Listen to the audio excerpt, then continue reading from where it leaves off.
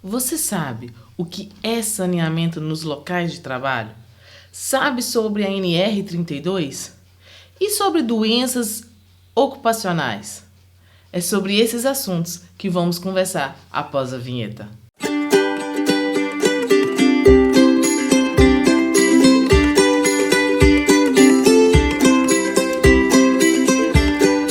Desse conteúdo sobre saneamento, o que ficou faltando para vocês é sobre saneamento nos locais de trabalho.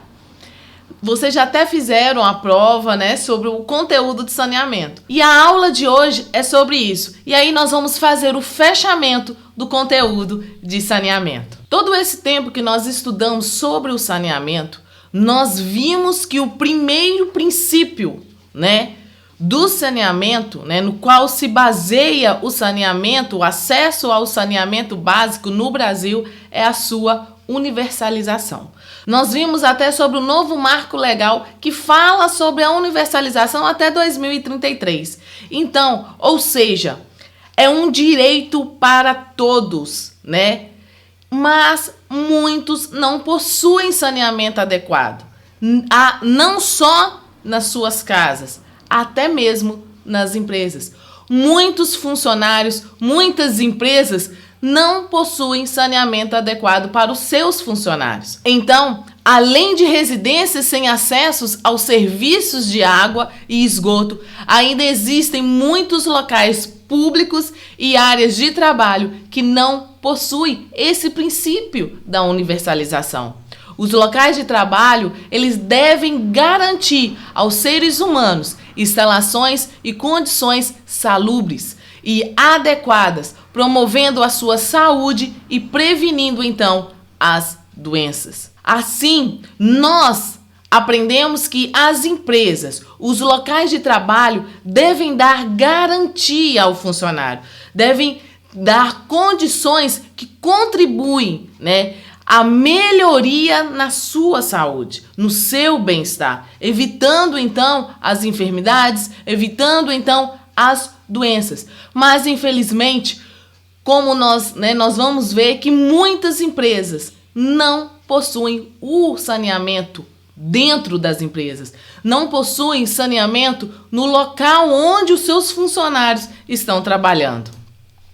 O saneamento dos locais de trabalho contribui para melhorar significativamente a produtividade e a vida útil do trabalhador, reduzindo então o absenteísmo, as licenças médicas e as aposentadorias por invalidez. Então, o saneamento nas empresas coopera com muita clareza nessa melhoria da produtividade, na vida do seu funcionário. Isso, se muitos empresários percebessem isso, dariam mais valor ao saneamento dentro das suas empresas. Porque colocando o saneamento, tendo um saneamento dentro das empresas, os seus funcionários vão produzir melhor. Com isso, a renda da empresa vai melhorar, vai subir.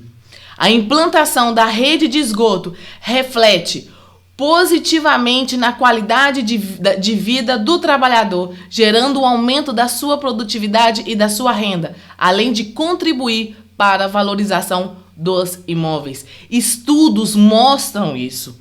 Então, quando o trabalhador tem um saneamento no seu local de trabalho, ele tem uma melhora na sua qualidade de vida. E com isso ele produz melhor. E com isso até a sua renda melhora. Por quê? Se ele vai ter menos doença, se ele vai gastar menos com doença, ele vai ter uma renda, uma parte da renda ele vai poder utilizar em outras áreas, em outras partes. E agora nós vamos ver sobre algumas doenças profissionais e sobre acidentes do trabalho, que também tem a ver aí sobre o saneamento, já que o saneamento nas empresas é para prevenir essas doenças profissionais e também os acidentes do trabalho. Então, os principais problemas envolvendo a saúde e a segurança dos indivíduos nos ambientes de trabalho são as doenças profissionais, ou conhecidas também como doenças ocupacionais, e também os acidentes do trabalho. Um dos objetivos do saneamento no local de trabalho é evitar, é prevenir as enfermidades ocupacionais. Então, uma das principais finalidades do saneamento no local de trabalho é resolver sobre as doenças ocupacionais, é resolver, é prevenir esses acidentes ocupacionais. As condições que colaboram para desenvolver, para causar as doenças ocupacionais e os acidentes de trabalho destacam-se as condições gerais de vida, as relações de trabalho e o próprio processo de trabalho. Então, podemos entender como condições gerais de vida duas maneiras. Uma, que é a ordem coletiva, que são as ordens, são as coisas que são oferecidas pelo Estado, como transporte, urbanização, assistência médica preventiva e curativa, o saneamento básico, entre outros. Já a ordem particular, que são obtidas pelo trabalhador de acordo com seu nível salarial ou sua renda familiar. E aí nós encontramos, por exemplo, a alimentação, a habitação, o vestuário e o lazer. O aspecto, a característica de vida coletiva, a de vida pública, cooperam para o aparecimento de doenças como patologias causadas por vermes, que são as verminoses, a hipertensão, que é a pressão alta, o estresse, a fadiga, entre outras. As condições particulares de vida, as características de vida pessoal, de vida privada, vão influenciar, então, no surgimento, de doenças pela carência, de doenças pela ausência, pela mortalidade infantil e entre outras. Hoje em dia já foi determinada uma conexão, uma ligação, entre o trabalho e o aparecimento de enfermidades, o aparecimento de doenças, Então tem vínculo entre o trabalho e as doenças. Isso é comprovado. Vocês podem pesquisar, vocês podem perceber que hoje a gente já tem estudos que mostram isso. Tem uma ligação entre o trabalho e aparecimento de algumas doenças. Entendemos, então, que as relações de trabalho compreendem, então, as jornadas diárias, Se as jornadas são diárias ou semanais, se tem um número de horas extras, se tem um número de horas trabalhadas, se a forma de pagamento vai ser aí um salário recebido mensal, um salário recebido quinzenal, semanal ou diário, se tem aí os controles exercidos sobre os trabalhadores, o local destinado às refeições e o ambiente de trabalho, tudo isso daí, ela vai alterar, pode fazer com que surja alguma doença, alguma enfermidade ocupacional. Todas essas condições são definidas na qualidade de vida e fatores de saúde do funcionário. Então, nós conseguimos perceber que a saúde profissional está interligada, sim, à saúde física, à saúde social, à saúde emocional, à saúde mental, à saúde espiritual do trabalhador. Então, dependendo do que ele passar no serviço, dependendo do que for, do que que está ali, o trabalho dele pode afetar em toda a área da sua vida. Então, se dentro da sua empresa não tem um saneamento, pode sim afetar as outras áreas da saúde, da vida dele. Então, isso exige que se considerem individualmente cada atividade, o nível de organização de cada categoria ou profissional e suas conquistas legais. Então, o que acontece? A gente tem que avaliar cada função. Às vezes, uma função que um funcionário tem é estressante para ele, mas um outro funcionário que tem a mesma função não é estressante. Mas por quê? Depende do que está relacionado, do que também o funcionário está passando. De maneira geral, esses fatores incluem os riscos provocados pelo desgaste físico e pela exposição a agentes nocivos à saúde. A primeira opção é o uso de equipamentos de proteção individual, que é os EPIs. Nós sabemos, né, que o correto, o ideal, é o controle, é a verificação, a fiscalização das fontes de riscos. Mas a primeira escolha, né, a primeira alternativa que muitas empresas têm é os EPIs, tá? Que muitas das vezes, além de não serem eficazes, né, são desconfortáveis e podem até mesmo causar alguns problemas secundários nos funcionários. Então, assim, não é que não pode, não se deve usar os EPIs. Tem que usar, mas tem que ser avaliado. Como que é que vai ser usado? Qual é o tempo que vai ser usado? Qual funcionário que vai ser usado? Não é toda função que vai precisar de um EPI. Depende da função. Dependendo da função, o funcionário está usando um EPI inadequado, isso vai prejudicar ele futuramente. Então, nós temos aí, né, os riscos à saúde do trabalhador, que podem ser classificados em 5 grupos. No grupo 1, nós temos o físico, que é também, né, representado na cor verde. O 2, que é os químicos, que é representado na cor vermelha. Os biológicos, que é representados na cor marrom. O amarelo, que é os ergonômicos. Os acidentes, que é representado na cor azul. Esse quadro aqui é mais para conhecimento de vocês mesmo, tá? Então aqui, ó, nós temos um quadro que mostra a proporção do risco, né? Se for uma bolinha pequena, é um risco pequeno, médio ou grande. Se é um círculo verde, é risco físico, que vai ser aí, né, um dos exemplos da fonte de geradora é ruídos, vibrações, radiações ionizantes, frio, calor, tá? E aí, se tiver um círculo vermelho, nós temos então um risco químico, que vai ser poeiras, fumos, névoas, neblinas, gases, vapores, substâncias compostas ou produtos químicos, tá? Se tiver círculo marrom, é risco biológico. É exposição a vírus, bactérias, protozoários, fungos, parasitas e bacilos. O risco, né, biológico, ele aparece muito para quem trabalha na área da saúde, tá? O risco físico é mais para quem trabalha na área industrial, né? O risco químico também, e também para pessoas que trabalham aí com limpeza. O círculo amarelo é para o risco ergonômico, que é o levantamento de peso excessivo, lesão por esforço repetitivo, né? E aí, quem trabalha muito na área administrativa é que aparece mais esse risco, né?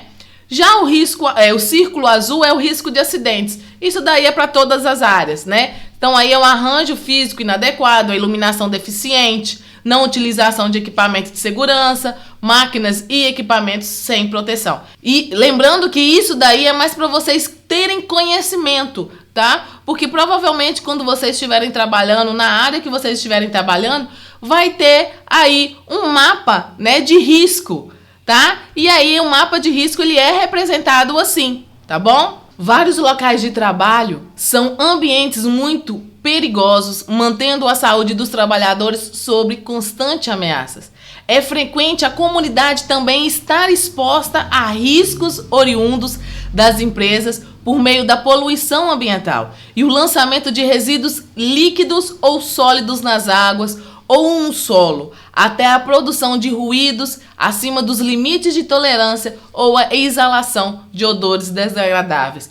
Quando a gente fala, né, dessa parte que a comunidade também, né, pode ser prejudicada, pode estar exposta ao risco, a gente lembra principalmente nessa parte de exalação de odores desagradáveis. Muitos alunos aí lembram, né, muitos alunos falam sobre quando a gente passa ali na Senibra e você sente aquele odor, aquele mau cheiro. Mas também quando a gente passa num lugar onde tem esse tratamento de esgoto da Copasa, você sente um mau cheiro. Isso tudo aí não é só quem trabalha ali, mas também, né, não é só o trabalhador, mas também a comunidade, né? Já aí, né, uma coisa interessante que vocês prestem atenção. Uma coisa interessante é o seguinte: vários locais de trabalho são ambientes perigosos. Não tem aí não mantém a saúde do trabalhador. Então imagina, já muitos trabalhadores passam 1/3 das suas vidas, trabalhando.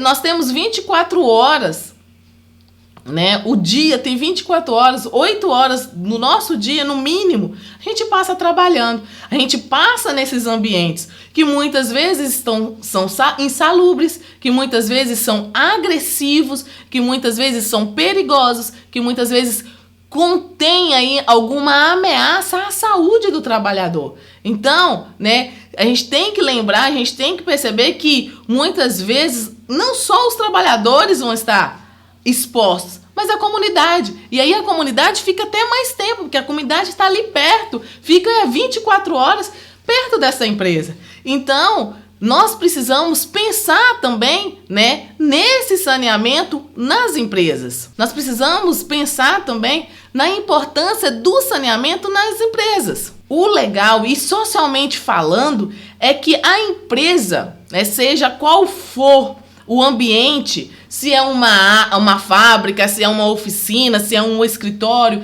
se é uma área a céu aberto, como aí nas atividades agrícolas, como construção civil, se é uma galeria subterrânea, não interessa.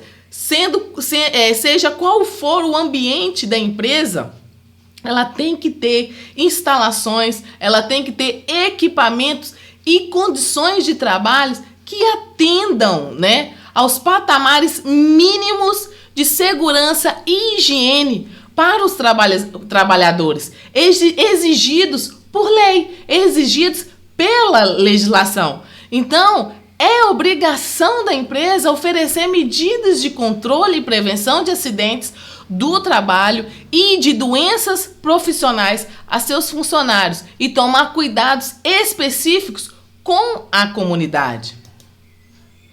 A sensibilidade, a disposição e o interesse dos dirigentes das empresas encontrarão sempre recursos técnicos capazes de prevenir, minimizar ou mesmo extinguir os perigos, tá? Então, cada gestor das empresas precisam constantemente encontrar recursos técnicos para evitar, para diminuir, esses perigos, tanto para os funcionários como para a sociedade, para a comunidade.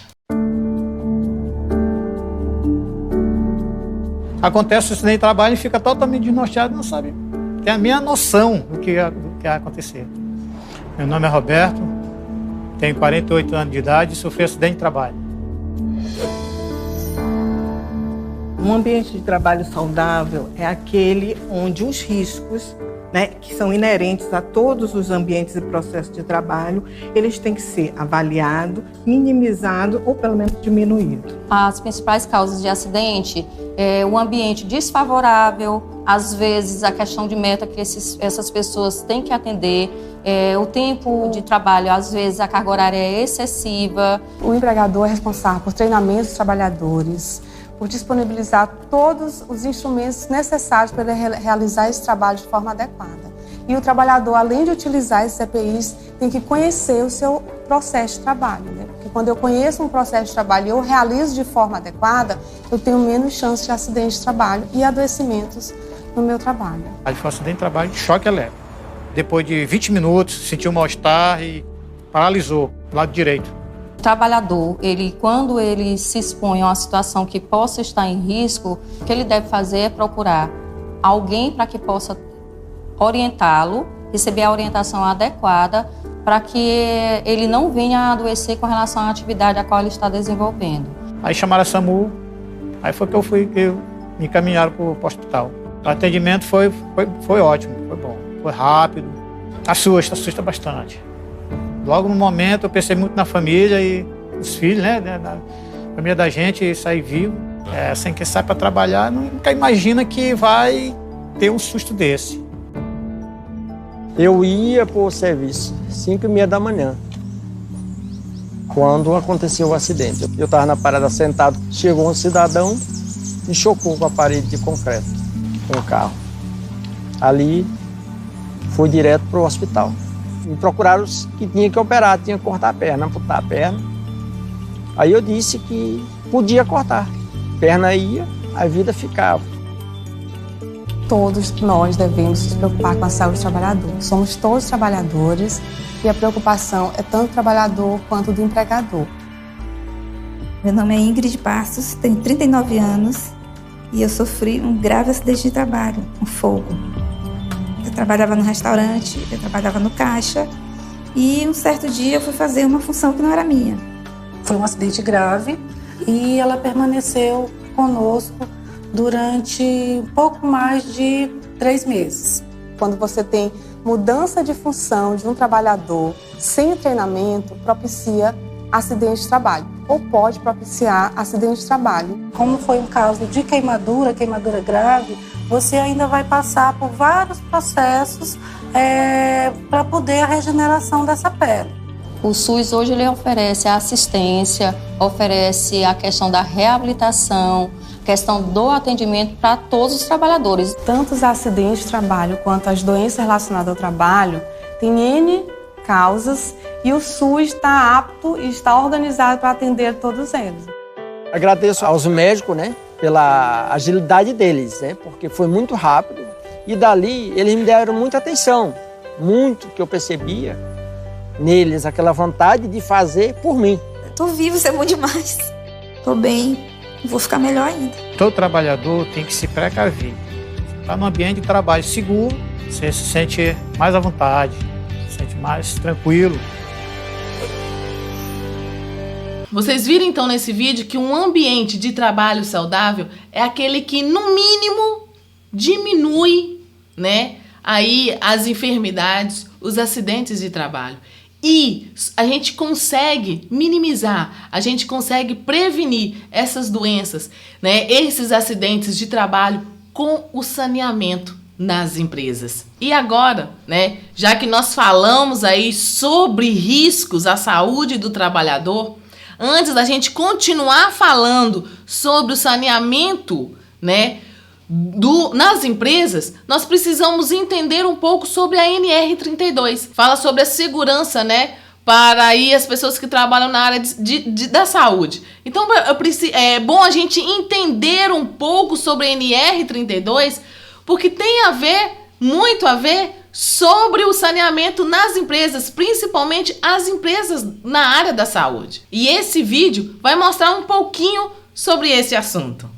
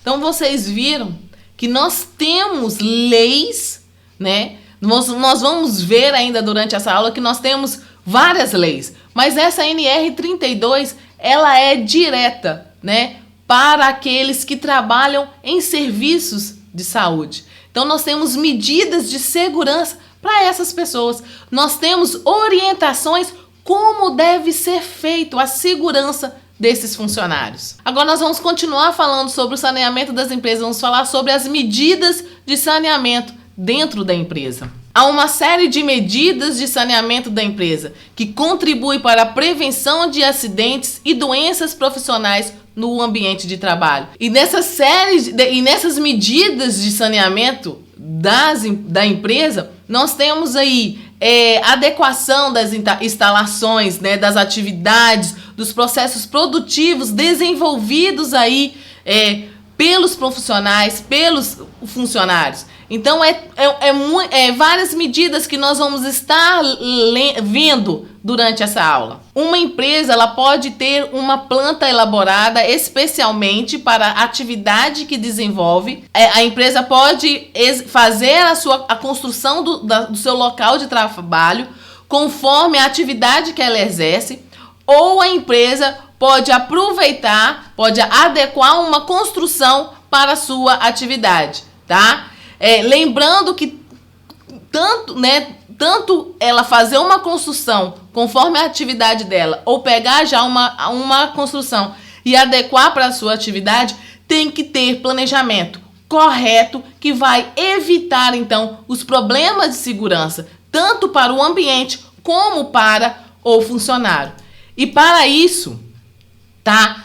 As empresas, elas precisam obedecer às orientações e às exigências mínimas estabelecidas pelos órgãos de controle e fiscalização e pelas NRs. Como eu falei com vocês, quando nós falamos aí sobre a NR32, nós temos várias NRs, nós temos várias normas regulamentadoras que as empresas precisam, tá, obedecer para então ter esse controle, essa fiscalização, tá? E essas normas regulamentadoras, elas foram criadas aí pelo Ministério do Trabalho e Ministério da Saúde, tá bom? Então a empresa, para ela funcionar, ela precisa obedecer essas orientações. Então, quando a gente fala das NRs, essas orientações, gente, essas exigências, entra a parte do saneamento básico, entra a parte do saneamento.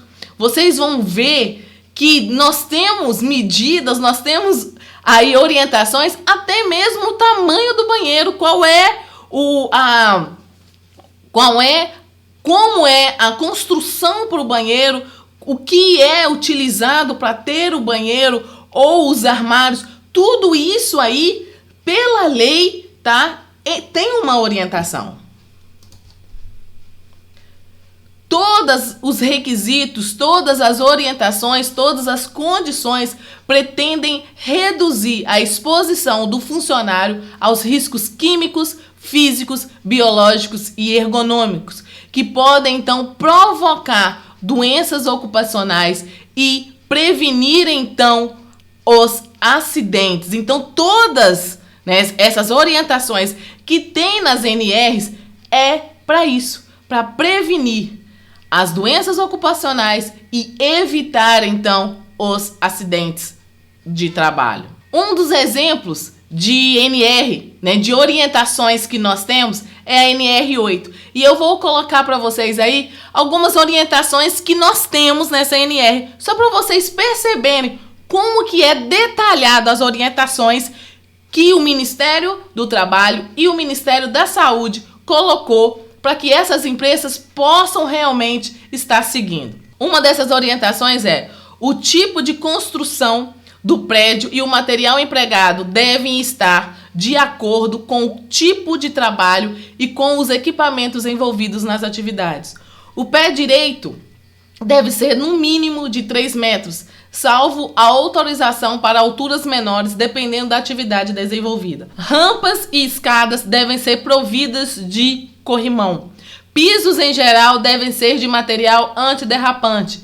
Sempre que necessário, paredes e pisos devem ser impermeabilizados e protegidos contra a umidade. A ventilação e a iluminação devem obedecer rigorosamente às normas a se adequarem às atividades desenvolvidas. A iluminação e a ventilação, elas devem ser preferivelmente naturais, embora o emprego de luz e ventilação artificiais sejam obrigatórios sempre que necessário.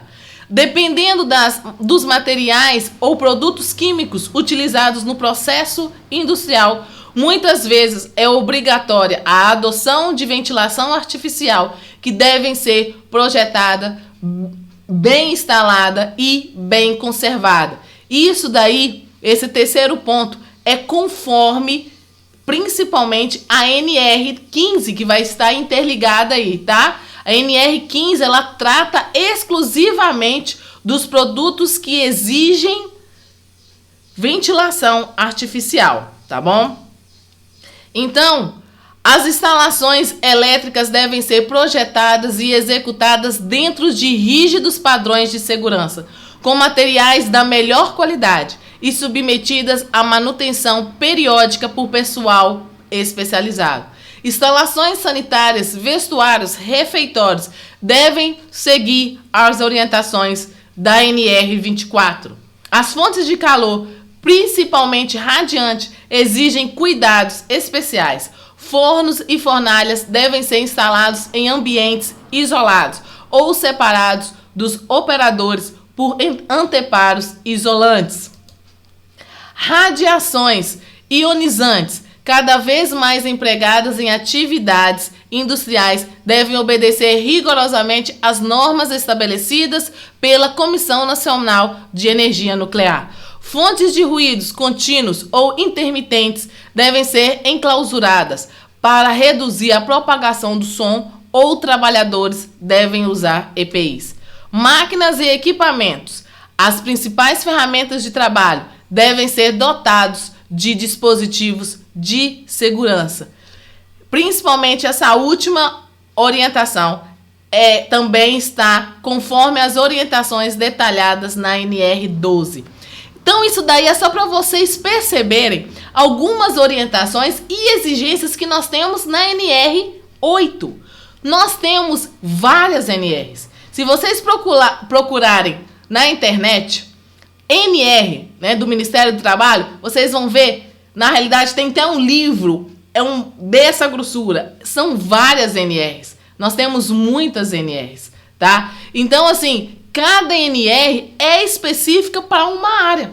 Vocês viram que nós temos uma NR específica para produtos químicos, nós temos NR específica para a área da saúde, nós temos NR específica para segurança do trabalho, nós temos NR específica, né, para área da segurança e saúde do trabalho. Então nós temos todas as normas específicas e as empresas elas precisam, tá,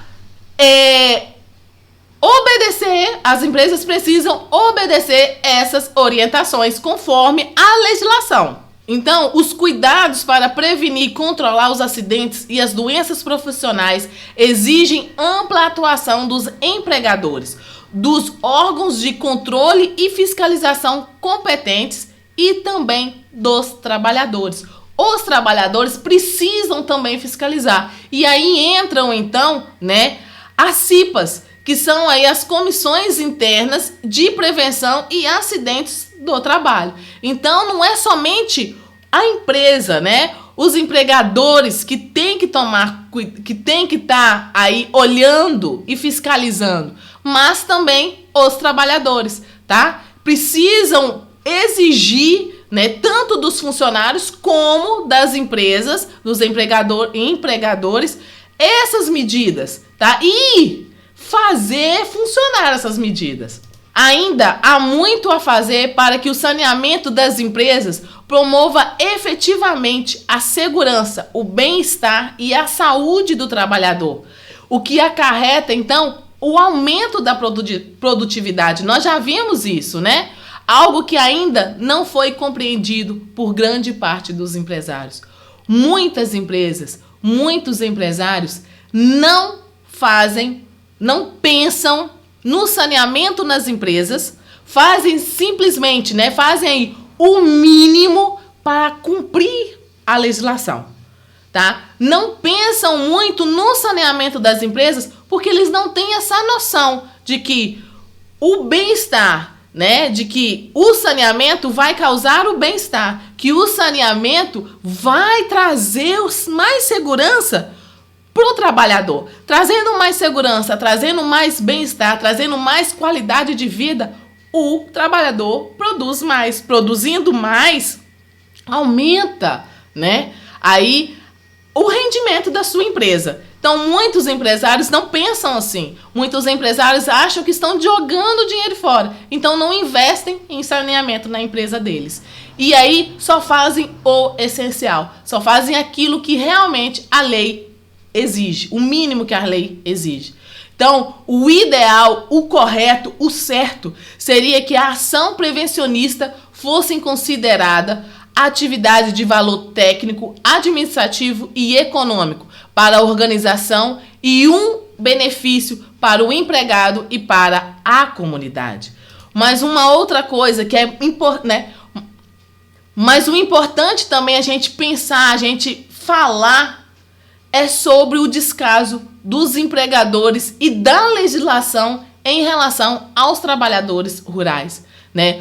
Nós temos aí trabalhadores rurais que trabalham com baixo nível de escolaridade, distante dos centros comerciais, né?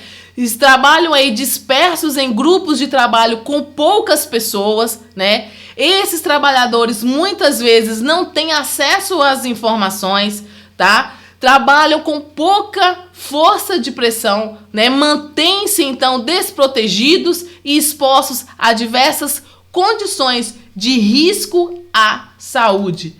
Esses trabalhadores muitas vezes não utilizam EPIs, trabalham aí com produtos químicos, né, como inseticidas, como herbicidas e não utilizam EPIs, o que provoca ainda mais a intoxicação, provoca ainda mais dores de cabeça, né, que são as cefaleias, as dermatites, né, as alterações no sistema nervoso e pode ocorrer até o óbito, até a morte desse funcionário.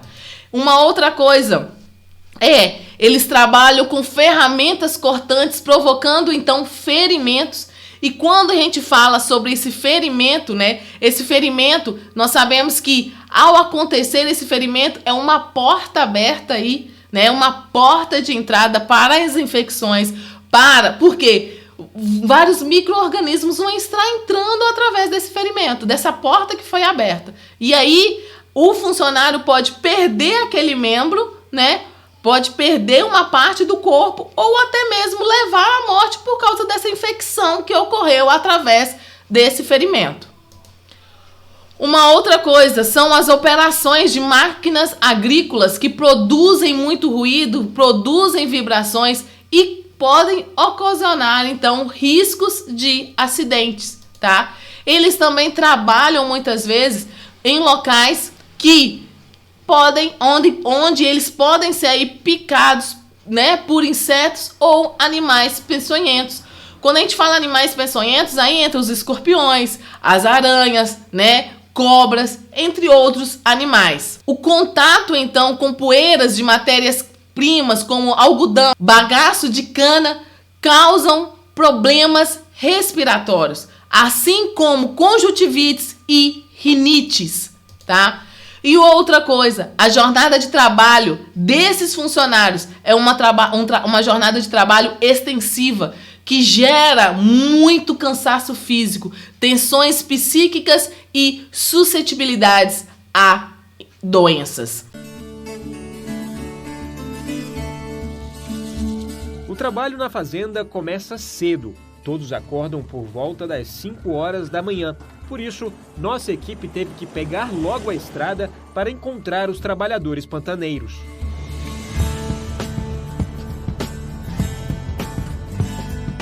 As belezas naturais ficam em evidência pelo caminho, assim como as dificuldades. Passamos por pontes de madeira, terra, lama e um rio. E agora já é a última etapa aqui para a gente chegar na fazenda. A gente veio de Corumbá, ali no porto a gente pegou essa balsa que atravessa o Rio Paraguai, um rio muito importante para o Brasil, histórico, e também faz parte do trabalho dos pantaneiros fazer essa travessia. Ali a gente vê bastante gado, várias cabeças de gado ali que vão fazer essa travessia para chegar até uma fazenda. E é um trabalho muito importante porque para fazer, imagina o trabalho que dá fazer toda essa travessia. Faz parte do trabalho aí dos pantaneiros tirarem o gado, tirar o gado de uma região onde está alagada ou onde não tem mais pasto e juntar todos eles e fazer essa travessia exatamente de balsa como a gente está fazendo. No caminho, as porteiras indicam que chegamos no lugar certo.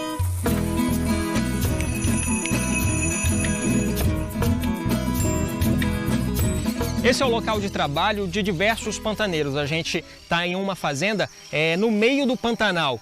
A gente consegue ver essa área alagada, já vimos diversos jacarés, pássaros de diferentes espécies e aqui, trabalho é o que não falta. Esses trabalhadores rurais possuem direitos trabalhistas comuns a outros empregados. Possuem salário, recolhem FGTS, têm adicional noturno. No local de trabalho deles, devem ser respeitadas as normas de segurança e higiene estabelecidas pelo Ministério do Trabalho. Como muitos moram na fazenda, o empregador pode cobrar pela moradia em uma taxa de até 20%, que pode ser dividida caso mais de um empregado more na mesma casa, sendo vedada a moradia coletiva de família, e até 25% pelo fornecimento da alimentação. Em qualquer trabalho contínuo de duração superior a 6 horas, será obrigatória a concessão de um intervalo para repouso ou alimentação observados os usos e costumes da região, não se computando este intervalo na duração do trabalho. Entre 2 jornadas de trabalho, haverá um período mínimo de 11 horas consecutivas para descanso.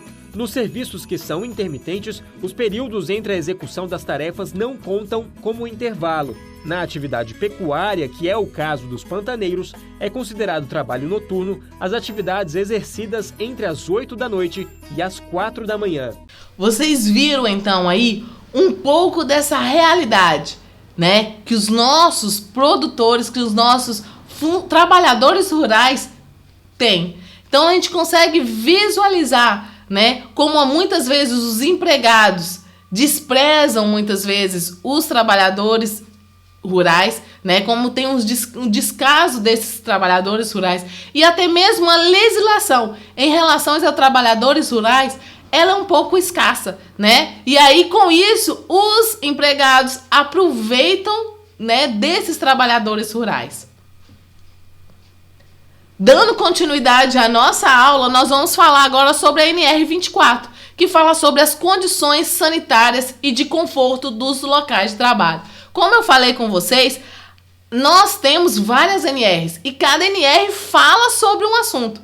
E aí, agora já falando sobre saneamento, né, dentro das empresas, nós temos aí uma NR que vai tratar sobre as condições sanitárias e de conforto nesses locais de trabalho dentro das empresas. Como que deve ser pela lei? A norma dispõe sobre os requisitos a serem observados nas instalações sanitárias, vestuários, refeitórios, cozinhas, alojamentos e locais para refeições, né? Aqui nós temos, uma figura onde mostra como que deve ser, tá? Pela NR, como que deve ser os sanitários, né? Os banheiros, como que deve ser, as cantinas, como que deve ser e os vestuários, tá? Essa NR, gente, ela teve uma alteração em 2014, tá? Teve algumas mudanças aí. Essas mudanças que foram feitas, tá? Melhora as condições ainda de higiene e de conforto dos trabalhadores, tá? E aí mostra que as lâmpadas dos banheiros, as paredes do banheiro, os alojamentos, né? Todos esses materiais, nessa nova alteração, mostra mais detalhado o tipo de tinta que deve ser usado, qual o tipo de parede, né, dos alojamentos, dos banheiros, qual o material das janelas, até mesmo qual é a obrigatoriedade do uso de lâmpadas incandescentes. Então, para vocês só terem uma ideia de como que eles aprofundaram ainda mais em relação a essa NR, tá? Com essas alterações, eles mexeram aí no dimensionamento das estruturas dos banheiros, dos vestuários, dos refeitórios, tá? De acordo com o número mínimo, né, com o número base de trabalhadores do turno, tá? Aí eles fizeram essas alterações, tá bom? Agora, né, pra gente já começar aí a finalizar a nossa aula, nós vamos falar sobre a responsabilidade conjunta. De quem é essa responsabilidade do saneamento nas empresas? Por exemplo, gente, a ação prevencionista, a ação de prevenção, ela deve existir em qualquer empresa. Não importa qual atividade que essa empresa exerça, ela tem que ter uma ação prevencionista, ela tem que ter uma ação que vai prevenir doenças, né, que vai prevenir os acidentes do trabalho, tá? E essas atividades, ela deve ser desenvolvida tanto pela empresa como pelo trabalhador, tá? Então, cada área de trabalho deve ter uma política consistente de prevenção de acidentes e promoção da saúde dos trabalhadores. As medidas de segurança e higiene do trabalho devem ser desenvolvidas em equipe, pois todos têm sua parcela de responsabilidade na prevenção de acidentes e doenças profissionais. Então, por isso que nós falamos, né, sobre responsabilidade conjunta. Não é somente a empresa, não é somente os empresários que têm que pensar, que têm que fazer, né, essas medidas de segurança e higiene. São todas as áreas, desde o dono da empresa até o peão, até aquele funcionário lá embaixo, né? Precisam todos aí ter em mente que cada um tenha uma responsabilidade para prevenir os acidentes, para prevenir as doenças ocupacionais. A consolidação das leis do trabalho, a CLT, determina claramente as responsabilidades das empresas em cumprir e fazer cumprir as normas de segurança e medicina do trabalho. O Serviço de Segurança do Trabalho foi instituído no Brasil na década de 1940 e tornou-se obrigatório, então, nas empresas a partir de 1972. Em 1972, assumiu, então, novas atribuições a partir das determinações das normas regulamentadoras do Ministério do Trabalho, que são as NRs que nós vimos algumas aí na aula de hoje. O serviço ocupacional das empresas, ligado ou não ao Serviço de Segurança do Trabalho, também desempenha funções importantes. É preferível que os dois serviços estejam bem entrosados para que haja, então, entendimento entre os profissionais e eficiência nas ações propostas, né? Nós sabemos aí que dentro das empresas nós temos aí, né, a medicina ocupacional, que é onde trabalha o Serviço de Segurança do Trabalho e a saúde ocupacional. Então é bom que os dois trabalhem junto, que a segurança do trabalho e que a saúde, né, do trabalhador trabalhem junto, né, para que não tenham conflitos, para que possam aí juntos contribuir para alcançar um resultado positivo, que é prevenir as doenças ocupacionais e prevenir os acidentes do trabalho. Então, pessoal, por hoje é isso, tá? Muito obrigado. E se vocês tiverem alguma dúvida, pode entrar em contato comigo pelo meu e-mail ou até mesmo no nosso grupo do Telegram. E assim, nós terminamos o nosso conteúdo de saneamento. Como vocês já fizeram a prova, né, a avaliação 2, que foi sobre saneamento, essa matéria não vai entrar na avaliação 3, que é na avaliação final. Vocês vão fazer um trabalho valendo 10 pontos. Esse trabalho vai estar disponível na plataforma. E vai ficar disponível na plataforma por 15 dias. Vocês vão estar fazendo esse trabalho na plataforma, tá? Lembrando, esse trabalho vale 10 pontos, beleza? vocês vão fazer esse trabalho na plataforma. Vai ficar disponível por 15 dias, beleza? Então, no mais é isso, pessoal. Uma boa semana para vocês e até mais. Tchau!